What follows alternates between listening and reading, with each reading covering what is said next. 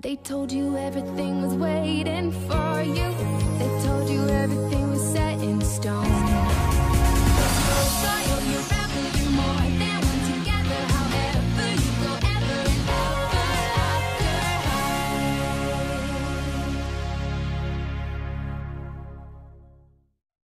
Значи ние сме 3 за чай плюс аз и ти. Но аз обърках кекса с корабийките и чинийките с кефички. Ехо, Рейвън! Извинявай, не те слушах внимателно. Въпросът е, че Декстър ме покани на среща. Аз искам тази среща да е... Перфектна? Тогава знам перфектният човек, с когото да говорим. Най-накрая събрах смелост. Поканих Рейвън на кино. Какво направих? Проблем с момиче ли, малки братко? Блонди! Благодаря, че дойде. Знам, че се готвиш за следващото си предаване. О, да! Ще бъде на тема декорация на кексчета. И трябва да бъде перфектно. О, извинете. Здравей! Да не би да усещам аромата на кексчета? Може ли да си поръчам? Съжалявам много, но вече не работя тук. Чао, чао! О, колко грубо! Остави това. Проблемът е, че аз приех да изляза до вечера с Декстър. Не може да са по-перфектни от това. Едно кексче за мен, моля.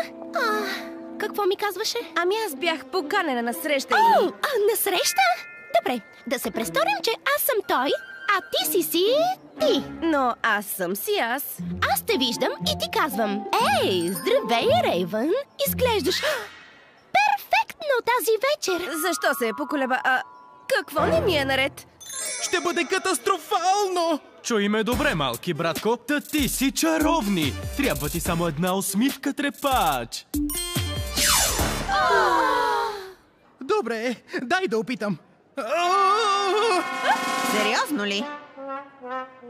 А тайната как да впечатлиш момче е да бъдеш супер взискателна. Например, онова момче там е твърде весело. Този си срезва косата отляво надясно. Този дъвче твърде шумно, шапката му е смешна. И след като я ослепиш с усмивката, трепач, не ти трябва нищо повече. Просто бъди страхотен, висок, красив и популярен и изключително добре изглеждаш. В общи линии бъди мен.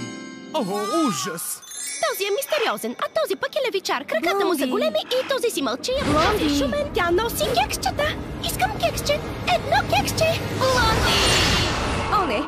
Да, изгубя контрол над силите си. Но виж, това не беше толкова зле. Тази красива рокля като кексче е идеална за целите на предаването. И смятам, че и ти ще си просто перфектна.